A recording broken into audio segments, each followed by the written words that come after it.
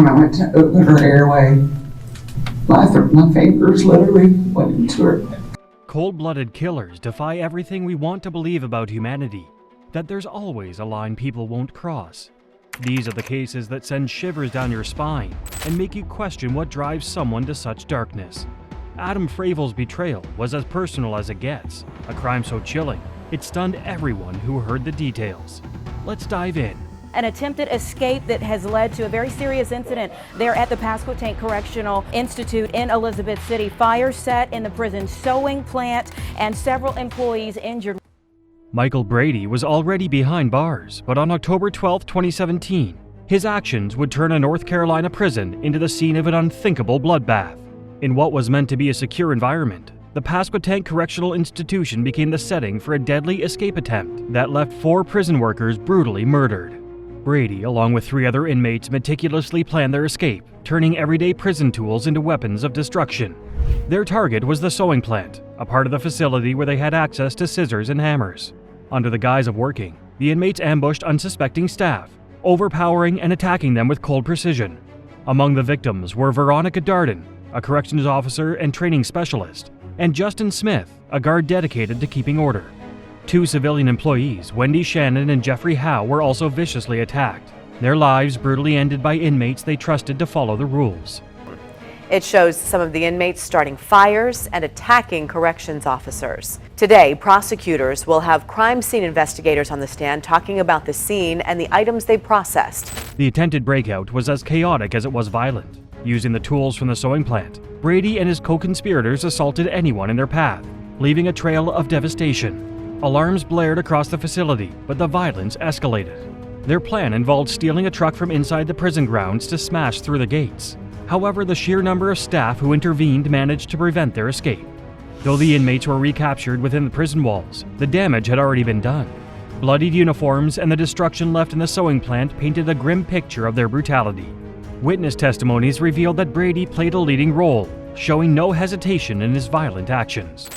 They stashed hammers and scissors that would be used to kill 4 prison employees and injure several others. The evidence against Brady was overwhelming. Michael Brady faced the consequences of his actions in a high-profile trial that captivated public attention.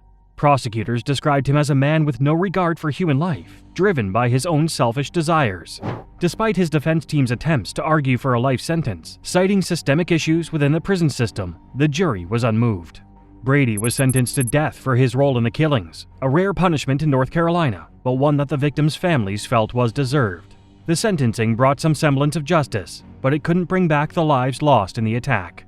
When I went to open her airway, my fingers literally went into her. In the courtroom, the victims' families sat together, united in grief. Heart-wrenching impact statements described the lives lost, Veronica's dedication to her job, Justin's dreams of advancing his career, and the light Wendy and Jeffrey brought to those around them. Family members also held a vigil honoring the lives lost that day. Brady, however, showed no remorse during the trial. He sat emotionless, his cold stare unnerving those in attendance. Even as his death sentence was read aloud, he maintained the same icy demeanor, a chilling reflection of the man responsible for so much pain. My mama did everything she could to help you, and then you just do this to her? No, I can't kill them because I don't want to be in jail. For the families, his lack of remorse was a bitter reminder of the tragedy they endured. Michael Brady's actions revealed the shocking dangers lurking within the walls of a prison. But our next case takes us far beyond those barriers. Those two girls got attacked by him. Yeah, I got attacked by him. He saved them. When I came home, he was trying to kill him. So I just got the knife out of his hand because I figured he could still jump around. What began as a regular outing on a summer evening in Ponte, Vedra, Florida, turned into a nightmare on June 3, 2023. Madison Shemitz, an 18-year-old high school senior, was enjoying dinner with her mother and a friend when she encountered someone she had hoped to leave behind forever, her ex-boyfriend, Spencer Pearson. Madison had ended her relationship with Spencer months earlier after recognizing troubling signs of control and possessiveness. But Spencer couldn't accept the breakup. In the weeks leading up to that fateful night, he had been sending Madison threatening messages, making it clear he wasn't ready to let her go. Despite her efforts to move on, his obsession only grew. When Madison saw Spencer enter the restaurant that evening, her unease was immediate. She and her group decided to leave to avoid any confrontation, but Spencer followed them to the parking lot. As they approached their car, Spencer's rage boiled over. He lunged at Madison with a knife, determined to make her pay for cutting ties with him. The parking lot turned into a chaotic and horrifying scene. Spencer stabbed Madison 14 times, targeting her back, chest, and legs. Her mother, Jackie Roach, stepped in to shield her daughter, but Spencer turned his blade on her too, stabbing her multiple times in the leg. Screams pierced the air as bystanders rushed to help, trying to wrestle the knife away from Spencer. That man who attacked the two women has now pleaded guilty to trying to kill his ex-girlfriend and her mother and wounding a bystander who came to their aid. Amid the chaos, Spencer turned the weapon on himself, stabbing his own neck in a shocking attempt to end his life. Bleeding heavily, he collapsed near Madison and Jackie. First responders arrived to find the parking lot drenched in blood, the aftermath of Spencer's violent outburst. Madison and her mother were rushed to the hospital in critical condition, but against all odds, they both survived the brutal attack. Spencer, too, survived his self-inflicted wounds and was immediately taken into custody. June 3rd of 2023, the events that unfolded on that afternoon were horrific. During his trial, prosecutors painted a picture of a man consumed by jealousy and control, someone who believed Madison's independence was an insult to his dominance. The jury deliberated briefly before returning with a life sentence without parole, ensuring Spencer would never harm another person again. You were sentenced to serve the remainder of your life in prison. The teenager who was stabbed, Madison Shemitz, is still recovering and she is currently paralyzed. The courtroom was filled with tension as Madison, her body scarred from the attack, faced Spencer during sentencing. Her resilience was evident as she recounted the fear and pain he had inflicted on her and her family. Jackie, still recovering from her injuries, spoke of the strength it took to protect her daughter in the face of unimaginable danger. I'm here to express my sincerest apology to Madison, Ms. Roger, Mr. Armstrong. Spencer sat stoic as the verdict was read, showing no emotion for the devastation he had caused. His lack of remorse was a chilling reminder of the kind of person capable of such an attack. For Madison and her family, the sentencing brought a sense of justice, but the scars, both physical and emotional, would remain forever. Spencer Pearson's violent obsession nearly destroyed an entire family, but our next case takes us to a small community shattered by another kind of horror. She's not back yet? You mind if we take a look in her bedroom? Has she ever disappeared before? In May 2019, the small town of Berkeley Springs, West Virginia was shaken to its core when 15-year-old Riley Crossman went missing. Known for her bright smile and kind heart, Riley was a beloved high school student whose sudden disappearance sparked a frantic search. But as the days dragged on, the hope of finding her alive began to fade. Riley had last been seen at home the night before her disappearance, texting her boyfriend late into the evening. But by morning, she was gone. Her family was left with unanswered questions, and suspicion quickly turned toward Andy McCauley, her mother's boyfriend.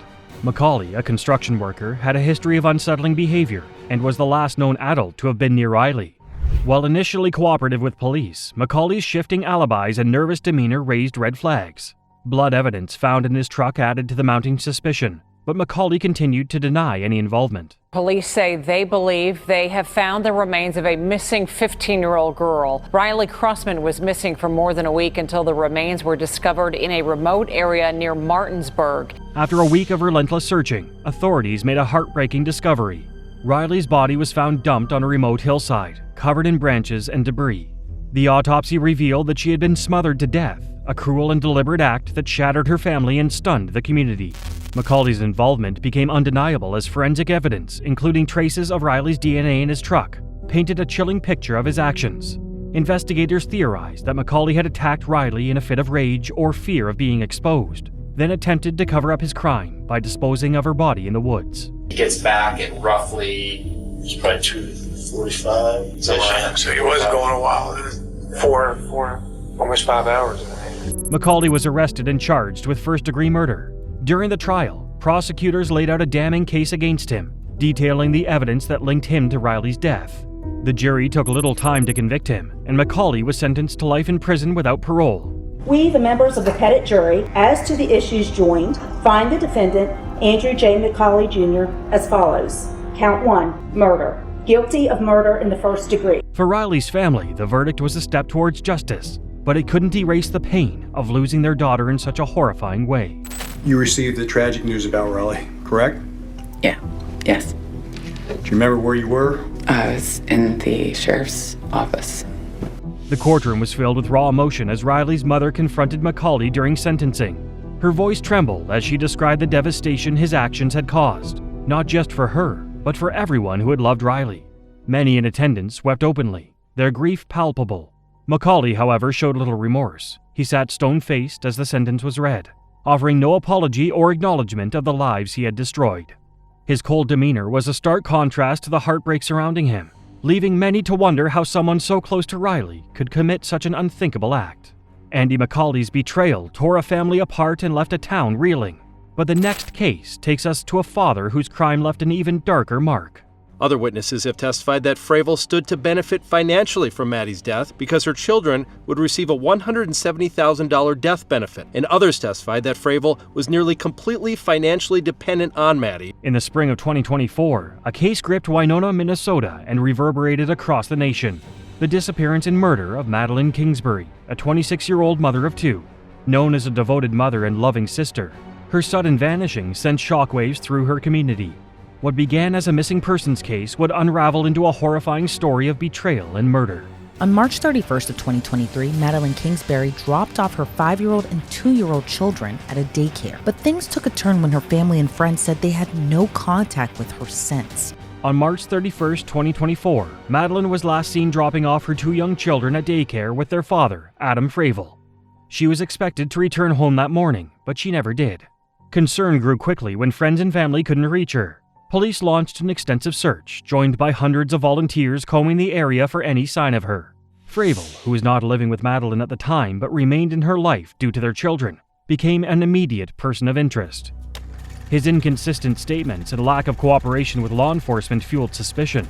Behind closed doors, it was revealed that Fravel had a history of emotional and physical mistreatment, creating a toxic and volatile relationship that Madeline had been struggling to escape. Fillmore County investigator Dan Dornick was searching the rural maintenance road on June 7th. He said it was the foul odor of decomposition and the sound of flies that led him ultimately to the discovery of Madeline Kingsbury's remains in that rural culvert. After weeks of relentless searching, the heartbreaking truth came to light. Madeline's body was discovered on June 7th, 2023, hidden in a remote wooded area near Fravel's family property. The grim discovery ends the hopes of her safe return. She was wrapped in a bedsheet and bound with duct tape, items later traced back to the couple's home.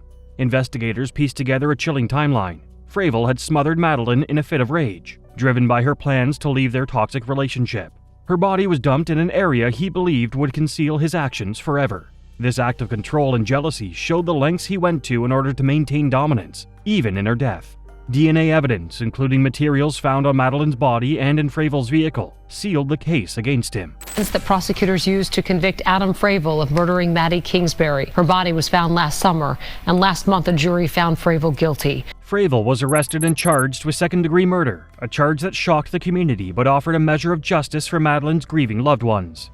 In court, the prosecution laid bare the extent of Fravel's manipulative and abusive behavior, using damning evidence to show how his jealousy and rage culminated in murder. The jury found him guilty, and Fravel was sentenced to 40 years in prison without the possibility of parole. While the sentence couldn't bring Madeline back, it ensured that he would never harm another person again. I've been there to hear my 6-year-old niece say that Mommy was too young to die. And how can I tell you what it was like to try to have a semblance of a goodbye? The courtroom was filled with tears and anger as Madeline's family delivered their impact statements. Her sister, voice shaking, described how the murder had stolen a loving mother and a vibrant soul from their lives. Madeline's parents, visibly devastated, spoke of their unending grief and the hole left in their hearts. Adam Fravel did briefly speak to the court. I never caused harm to Maddie, and I am innocent. Thank you. Fravel, in stark contrast, remained stone-faced during the proceedings. His cold demeanor, even as the weight of his actions was laid bare, enraged those in attendance. The lack of remorse was a bitter reminder of his cruelty, leaving the courtroom in a state of sorrow and disbelief. Adam Fravel's actions tore apart a family and left a community grieving, but the next case reveals the lengths one man went to cover his tracks. New details tonight in the arrest of a man accused of killing the mother of his children. That arrest warrant for Bercy Armstrong Jr. State's investigators found a gun and bloody clothes buried in the yard of the home. In July 2022, Jacksonville, Florida was rocked by a horrific crime. Tashika Young, a beloved former radio personality and pregnant with her first child, was found murdered in her apartment. The shocking discovery sent waves of grief through her community, leaving friends, family, and fans in disbelief. The man responsible? Her boyfriend, Bercy Armstrong, whose actions would soon be revealed as cold, calculated, and horrifying. Tashika was a voice many recognized on the airwaves, known for her vibrant personality and engaging presence. But behind closed doors, her relationship with Armstrong was anything but harmonious. Friends described their bond as volatile, filled with tension and arguments that only escalated as Tashika prepared to welcome their child. On the night of her murder, neighbors reported hearing a heated argument coming from Tashika's apartment. Hours later, when she failed to show up for an appointment, a concerned friend found her lifeless body. The scene was gruesome. Tashika had been strangled, and the brutality of the act made it clear this was no accident. Her unborn child, too, had been cruelly robbed of a chance at life. Investigators quickly zeroed in on Bercy Armstrong. In the days following the murder, his behavior raised suspicions. He denied any involvement, yet his story didn't align with the evidence. Surveillance footage showed Armstrong entering and leaving the apartment during the estimated time of the crime. Even more damning was the discovery of his fingerprints at the scene, and the murder weapon, a ligature bearing traces of his DNA. The trial revealed chilling details of Armstrong's actions. Prosecutors painted a picture of a man who couldn't handle the pressures of impending fatherhood and took his frustrations out in the most violent way possible. After weeks of testimony, the jury returned its verdict, guilty on all counts, including 2 counts of first-degree murder for Tashika and her unborn child. Armstrong was sentenced to life in prison without the possibility of parole, ensuring he would never walk free again. I tragically lost my child on July 23rd, 2022, and now I raise my 2 grandchildren as my own. In the courtroom, Tashika's family and friends wept openly, mourning the loss of a daughter, a sister, and a friend whose life was cut short by senseless violence. Her mother described the profound loss of her baby girl and the grandchild she would never hold. Friends recounted Tashika's dreams of motherhood, now stolen forever. And my neighbors. There's no love in it. Okay, we're going to do this in order. I don't want to hear anything from the gallery. To God be the glory. Because you need God. Okay? Armstrong sat emotionless as the verdict was read, his lack of remorse a chilling reminder of his cold-blooded nature. For those in attendance, the sentence marked the end of a grueling journey for justice, but the scars left behind would never fully heal. Tashika and her unborn child were mourned deeply, their memories forever cherished by those who loved them. Next, we move to the case of Quentin Smith, whose shocking crime left everyone in disbelief. His cold demeanor in the courtroom only deepened the horror of his actions. That moment that he's formed a purpose to kill those 2 officers, because he's not going back to jail. In Columbus, Ohio, on February 10, 2018, officers Eric Joring and Anthony Tony Morelli responded to a domestic violence incident in Westerville. A woman had called 911 asking for help before hanging up. The woman, who was called Candace, who was married to a man named Quentin Smith. When the officers got to the scene of the incident, it was discovered that Quentin Smith had punched and choked his wife. He had accused her of cheating on him before choking her until she lost consciousness. When she woke up, she called 911 crying, but didn't say anything because she was scared her husband would hear her talking to the authorities. When the police officers got there, Smith became enraged that Candace had called the police and taken the guns he had put in the couch, and this caused a tussle between the 3 men. Smith shot Joring and Morelli when they got there. He shot Morelli once in the chest, which went through his heart and lungs, before shooting Joring 3 times in his arms and head. Joring died immediately, and Morelli died later that day in the hospital. Smith was also shot 5 times, but he survived. Quentin was charged in court with 2 counts of aggravated murder and possession of a gun. Quentin was prohibited from having a gun at the time he shot and killed the officers. Due to the nature of the incident, Quentin's murder trial lasted 2 years. This case also garnered much public attention and sparked outrage from people across the country. Both former President Donald Trump and Governor John Kasich commented on the brutal way Quentin murdered these men. During the trial, one of the witnesses and a fellow police officer, Timothy Ray, looked visibly distraught and was struggling not to break down. As I was going past the first department, another shot went off. Another police officer who was a witness at the crime scene, Stacy Pentecost, could not control her tears as she gave her testimony to the court. Officer Morelli was laying on the floor, holding himself up by his elbow. It was an emotional time for many of the people present in court. The families of Morelli and Joring were also allowed to give victim impact statements. This case became the first one where the families of the victim were allowed to give impact statements during the trial of a capital offense. The prosecutor and the defending lawyer fought hard in court to lay their cases and arguments before the judge and the jury. It all came down to those two parties because they were the only ones who could control the outcome of the case. We, the jury, being deadlocked and unable to agree on whether the aggravating circumstances outweigh the mitigating factors beyond a reasonable doubt, hereby unanimously return the following life sentence on count 1. Quentin showed no emotion whatsoever as the jury read his sentence to him. Even though he was eligible for the death penalty, he was sentenced to 2 consecutive life sentences without the possibility of parole. Regardless of the punishment, this put an end to a 2-year-long trial. The victims were honored with highways dedicated to their memory. If you're enraged by Quentin Smith's complete lack of remorse or emotion, just wait till you see how Dontae Morris reacts to his sentencing. That's count 1 for the first-degree premeditated murder of David Curtis.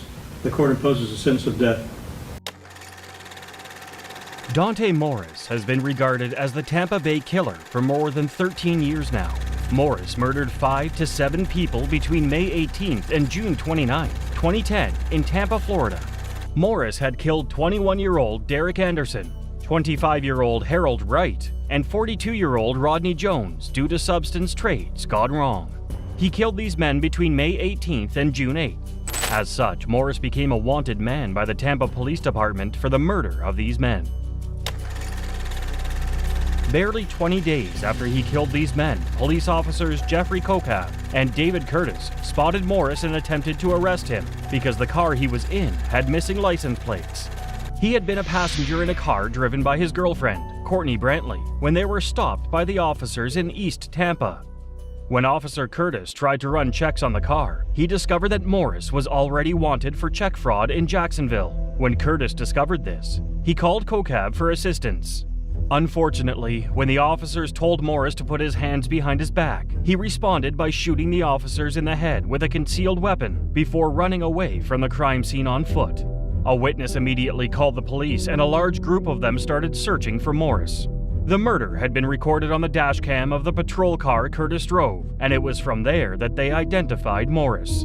They also identified Morris's girlfriend who fled the scene, leaving the car before hiding in an apartment.